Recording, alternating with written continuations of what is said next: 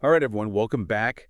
Get ready, because today we're going deep, deep into the world of, well, a parrot, but not just any parrot. Yeah, no, this one is pretty special, even for a parrot. This one is a flightless parrot, Mhm. the Kakapo. And you know we love our weird and wonderful creatures here, so we've got this essay draft all about flightless parrots. Fascinating stuff. Yes, Really sir. highlights the kakapo. You know, they're often called the owl parrot, and once you dive in, you see why. Owl parrot, that's a good one. I mean, a parrot that can't fly. It looks kind of like an owl. That's definitely calling for a deep dive. For sure. So let's start with the basics, right? Why can't this parrot fly? I mean, parrots are basically synonymous with flying. Well, it all goes back to their home, New Zealand. You see, for millions of years, New Zealand was isolated, no mammalian predators. It was essentially paradise for the kakapo's ancestors. So no need to fly away from danger, huh? Exactly. Flying takes a lot of energy, so if you don't need it, evolution favors those who conserve that energy. So the kakapo's ancestors gradually lost their ability to fly. They traded their wings for something else then. You could say that. They became incredible climbers, using their strong legs to navigate the dense forests. They forage for food on the forest floor, so they're much more ground-dwelling than your typical parrot. Interesting. But they still have wings, right? What do they use them for, if not flying? Oh, they definitely still have wings, but they're more for balance and short, controlled glides. Think like gracefully hopping down from a branch rather than soaring through the air. Got it. So like controlled descent, not long distance flights. Exactly. And along with the loss of flight, they developed other interesting adaptations. They have a low metabolic rate, for example. Low metabolism. Why would that be helpful for a flightless parrot? Well, their diet is mainly leaves, seeds, fruits, not the most energy-packed foods. Right. A low metabolism helps them conserve energy, making the most of what they eat. It's a clever adaptation to their environment and lifestyle. So they're slow and steady, munching on their fruits and leaves. Pretty much. And that's not all. The essay describes them as having charming and unusual traits. Charming, eh? So what makes the kakapo so charming? Fill us in. Well, for starters, they're nocturnal, which is pretty unusual for a parrot. And that moss green plumage provides amazing camouflage in the forest. Yeah, green, not the bright, flashy colors you'd usually picture with a parrot. Right. They're all about blending in, not standing out. Plus, they have this owl-like facial disc that helps them navigate and find food in the dark. Seriously, they're like an owl-parrot hybrid. I'm starting to see the owl parrot nickname now. Pretty cool adaptation for a nocturnal bird. The essay also mentioned they can weigh around 4 kilograms. That's a hefty parrot. Does that affect how they get around? Oh, definitely. They're the world's heaviest parrot. And that combined with their, flightlessness makes them a bit clumsy on the ground. They're way more agile in the trees, though. True climbers at heart. So they're kind of like the gentle giants of the parrot world. You could say that. Although their size couldn't protect them from, well, everything. The arrival of humans in New Zealand, along with introduced predators, really spelled trouble for the kakapo. Yeah, the essay was pretty clear about that. Rats, stoats, cats, animals the kakapo had never encountered before.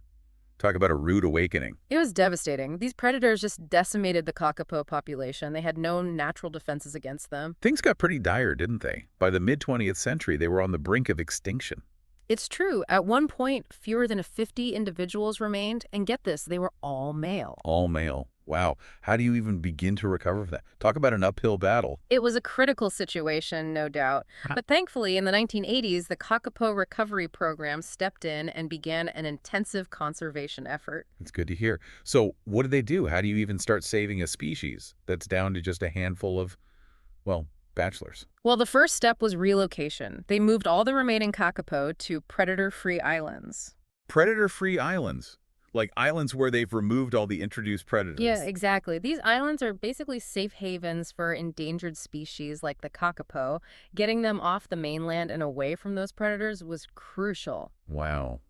That sounds like a massive undertaking. What were some of the biggest challenges they faced? I can't even imagine. Yeah, I bet. Well, finding all the remaining kakapo in the first place was a huge challenge. I can imagine, especially with their camouflage. Yeah, they were scattered across these remote areas, blending in perfectly with the forest. It was like searching for a very well-hidden needle in a very large haystack. But they found them eventually. Oh, they did. With Yeah. a lot of dedication and maybe a little bit of luck, they found them. And once they had the birds in these safe havens, they could really focus on other issues like breeding and genetic diversity. I bet.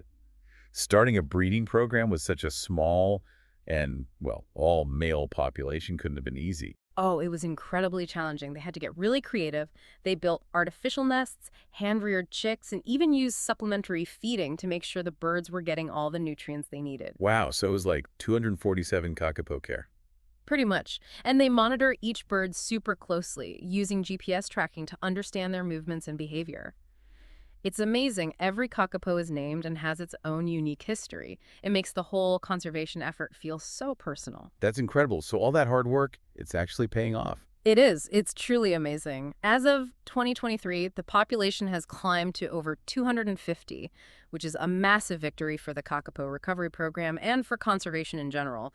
But of course, it's an ongoing effort. I can only imagine. Their breeding system, from what I read in the essay, seems particularly complex. Something about it being tied to a specific food source. Oh, you're talking about the rimu tree. That's right. Every few years, the rimu tree produces a mast, which is basically a huge crop of seeds. Ah, so like a feast. Yeah, exactly. And the kakapo breeding cycle is synchronized with this event. So they only breed when there's this abundance of food available. Yep.